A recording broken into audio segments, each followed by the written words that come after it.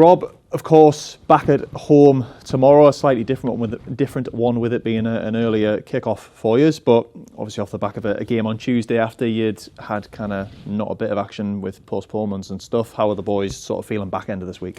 Yeah, really good. Obviously, game Tuesday, definitely needed after a big break in games with the weather. Obviously, a really pleasing result and sets us up really well for tomorrow, which we know is going to be a tough game and a big occasion. Yeah, and I mean, quickly back to Tuesday a little bit. You mentioned the first game you had in a little while, but you wouldn't have really thought that of watching it.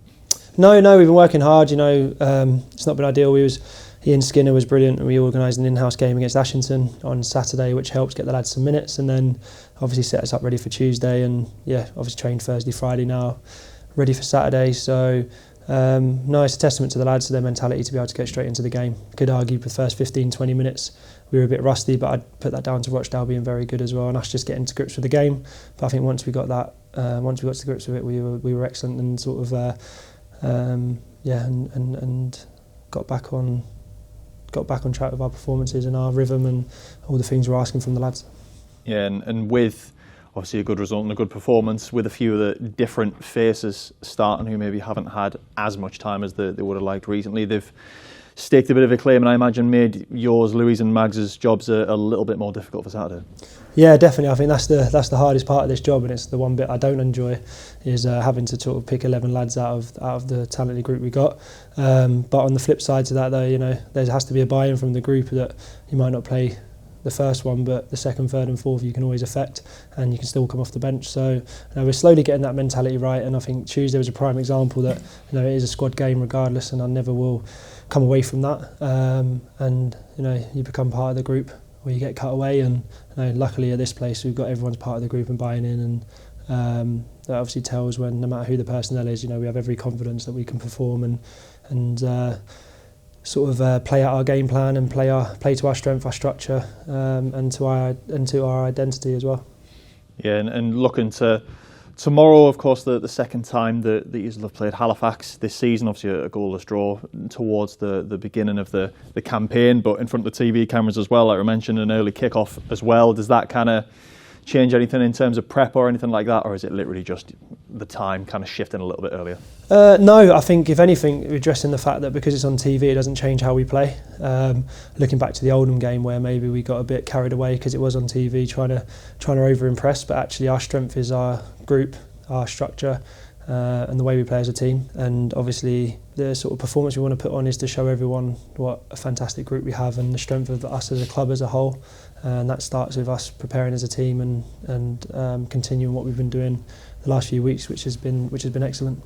Yeah, and on Halifax as well, the opposition, I mean, supporters don't need to be reminded of the less than ideal record against them really not even in recent years since they reformed really, but for yourselves going against them on Saturday, probably a bit of a sense of polar opposites in a way, where obviously yourselves free scoring, one of the second highest scorers in the league. Halifax, the best defensive side in the league, they don't give much away pretty much week in, week out, and are quite consistent on that front. So an interesting encounter really. Yeah, it will be. I think they're always tight games, and obviously the recent record hasn't been good enough from our point of view, so we need to make sure that we if we want to develop, we want to evolve, if we want to take ourselves to a level where we're able to consistently be at the top of the table, then we need to make sure we turn performances and results against teams like Halifax. But it's going to be tough, like you mentioned there. They're defensively fantastic. They've got some really exciting attacking players, lots of pace and energy in their team. They're really well organised, got a good manager.